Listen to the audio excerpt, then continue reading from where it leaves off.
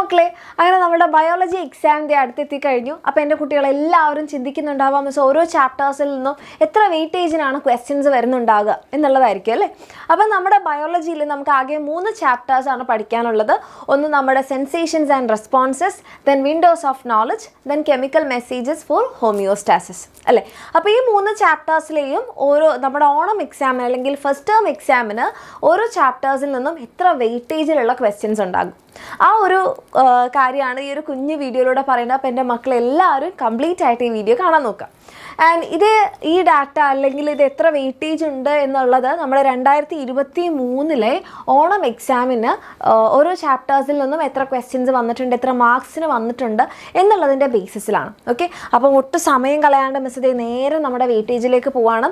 So first chapter നമുക്കറിയാം sensations and responses അല്ലെങ്കിൽ അറിയാനും പ്രതികരിക്കാനും. അപ്പോൾ ഇതിൽ നമുക്ക് 2022 19 മാർക്കിനുള്ള ക്വസ്റ്റ്യൻസ് ഉണ്ടായിരുന്നു.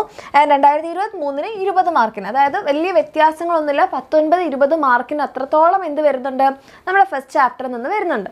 ദെൻ രണ്ടാമത്തെ ചാപ്റ്റർ ആയിട്ടുള്ള വിൻഡോസ് ഓഫ് നോളജ് അല്ലെങ്കിൽ അറിവിൻ്റെ വാതായനങ്ങൾ, ഇവിടെയും ആ ഒരു റേഞ്ച് തന്നെയാണ്. 18-19 മാർക്സിന് നമുക്ക് എന്ത് വന്നിട്ടുണ്ട്, ക്വസ്റ്റ്യൻസ് വന്നിട്ടുണ്ട്.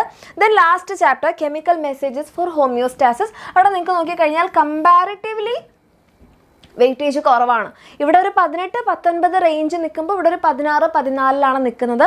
അപ്പോൾ നമ്മൾ കുറച്ചുകൂടി ഒരു ഇമ്പോർട്ടൻസ് കൊടുക്കേണ്ടത് ഈ ഒരു ഫസ്റ്റത്തെ 2 ചാപ്റ്റേഴ്സിനാണ് എന്ന് കരുതി ഇത് ഒഴിവാക്കണമെന്നല്ല, ഇതും ഇമ്പോർട്ടൻ്റ് ആണ്. 16-14 മാർക്സ് എന്ന് പറഞ്ഞാൽ ഈ ചാപ്റ്റർ പഠിച്ചിട്ടില്ലെങ്കിൽ നമ്മൾ A+ സിമ്പിളായിട്ട് മിസ്സാവും. ഓക്കെ, അപ്പം ഈ ചാപ്റ്റർ മിസ്സാക്കണം എന്നല്ല മിസ്സ് പറയണത്, കുറച്ചുകൂടി വെയിറ്റേജ് ഇതിനുണ്ട്.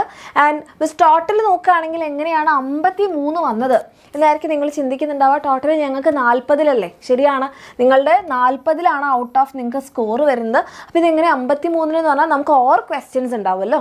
അപ്പം ഈ ഓരോ ചാപ്റ്റേഴ്സിൽ നിന്നുള്ള ക്വസ്റ്റ്യൻസിനൊക്കെ ആണെങ്കിൽ നമുക്ക് ഓർ ക്വസ്റ്റ്യൻസ് ഉണ്ടാകും. ഇപ്പം ഇത്ര എണ്ണത്തിൽ ഇത്ര എണ്ണം എഴുതിയാൽ മതി എന്നൊക്കെ നമുക്ക് പറയില്ലേ, അങ്ങനെയുള്ളതിലാണ് ഇത്രയും വന്നിട്ടുള്ളത്. അപ്പോൾ ടോട്ടൽ നിങ്ങൾക്ക് 40 മാർക്കിനുള്ളതേ ഉണ്ടാവുള്ളൂ, എഴുതിയാൽ മതി നിങ്ങൾ. പക്ഷേ 53 മാർക്കിനുള്ള ക്വസ്റ്റ്യൻസ് നിങ്ങളുടെ ക്വസ്റ്റ്യൻ പേപ്പറിലുണ്ടാകും. അപ്പോൾ നമുക്കിപ്പോൾ ഒട്ടും അറിയാത്ത ടോപ്പിക്സിൽ നിന്നൊക്കെ ക്വസ്റ്റ്യൻ ഉണ്ടെങ്കിൽ നമുക്ക് അവിടെ അത് ഒഴിച്ച് വേറെ ക്വസ്റ്റ്യൻ എഴുതാനുള്ള ഓപ്ഷൻ ഉണ്ടാവും.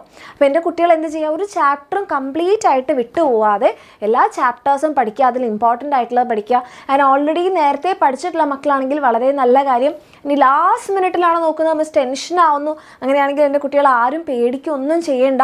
ഇമ്പോർട്ടൻ്റ് ആയിട്ടുള്ള ആ ചാപ്റ്ററിലുള്ള ഇമ്പോർട്ടൻ്റ് ആയിട്ടുള്ള കാര്യങ്ങൾ മനസ്സിലാക്കി വെക്കുക. അതേപോലെ തന്നെ നിങ്ങൾക്കറിയാം 7:30 നമ്മുടെ ലൈവ് ഉണ്ട്, ആ ലൈവ് കംപ്ലീറ്റ് ആയിട്ട് കാണാം. ആൻഡ് അതുപോലെ പെട്ടെന്നൊരു ക്വിക്ക് റിവിഷനൊക്കെ ആണെങ്കിൽ നമ്മളുടെ യൂട്യൂബിലുള്ള മക്കളാണെങ്കിൽ യൂട്യൂബിൽ നമ്മളുടെ ക്ലാസ്സുകളുണ്ട്, ഒരു 1 ഷോട്ടിലൊക്കെ റിവൈസ് ചെയ്തിട്ടുള്ളതുണ്ട്, അത് കാണാം. അല്ല ബാച്ചിലുള്ള മക്കളാണെങ്കിൽ അവിടെയും നിങ്ങൾക്ക് ഷോർട്ട് നോട്ട് വൈസ് നമ്മൾ റിവൈസ് ചെയ്തിട്ടുള്ളത് അത് ഉപയോഗിക്കാം. സോ ഈ ഒരു രീതിയിലാണ് നമ്മുടെ ഈ 3 ചാപ്റ്റേഴ്സിൽ നിന്ന് ക്വസ്റ്റ്യൻസ് വരുന്നത്. അപ്പം ലാസ്റ്റ് മിനിറ്റാണ്, എൻ്റെ മക്കൾ ടെൻഷനൊന്നും അടിക്കാതെ നമ്മുടെ ലൈവ് കറക്റ്റായിട്ട് കണ്ടു കഴിഞ്ഞാൽ ഈ ഒരു വെയിറ്റേജ് പ്രകാരം തന്നെ നമുക്ക് എത്രത്തോളം ക്വസ്റ്റ്യൻസ് വരുന്നുണ്ട്, എങ്ങനെയൊക്കെ ചെയ്യാം എല്ലാം മിസ് പറഞ്ഞുതരാം. അപ്പോൾ ഓൾ ദി ബെസ്റ്റ്, നമുക്ക് തകർക്കാം.